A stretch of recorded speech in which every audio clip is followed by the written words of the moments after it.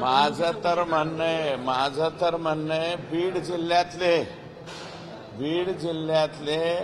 1200च्या 1200 परवाने रद्द करून टाकावेत. कशासाठी पिस्तूल लागतात? आम्ही आता 5-5 टर्मचे आमदार झालो, आम्ही अजून पिस्तूलला अर्ज सुद्धा नाही केला.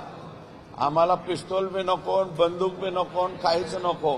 कशासाठी लागतं? त्यांना मिरवायला आणि लोकांना धाक दाखवायला.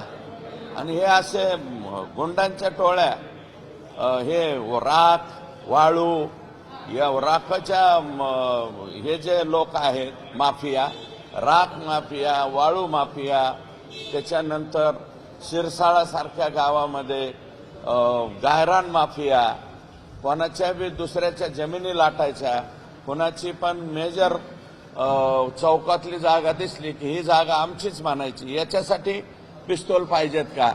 मला वाटतं 1200 पैकी 600 तर पिस्तूल हे परळी मतदारसंघातलेच असावेत. 1200 पैकी 600 पिस्तूल परळी मतदारसंघातले. आका आणि आकाच्या भागातलेच आहे, बाहेरचे कमी आहेत. कर्नाटकमध्ये शहाजी राजांची जी समाधी आहे त्यावर साधक गंजलेले छप्पर सुधारण्याची खंत व्यक्त केली आहे. ज्येष्ठ कादंबरीकार विश्वास पाटील. हो, त्यांनी पाठीमागे त्या बाबतीत बोलले होते. निश्चितपणे सगळे लोक मिळून त्याच्या बाबतीतला विचार आम्ही करू. हे आज नाही, विश्वास पाटील यापूर्वी बोललेले आहेत, हे माझ्या कानावरती आहे.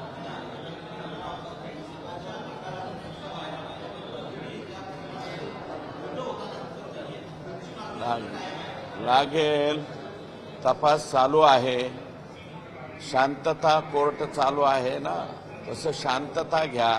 तपास चालू आहे आणि पुढे आल्याच्या नंतर निश्चितपणे त्यातला मार्ग निघेल.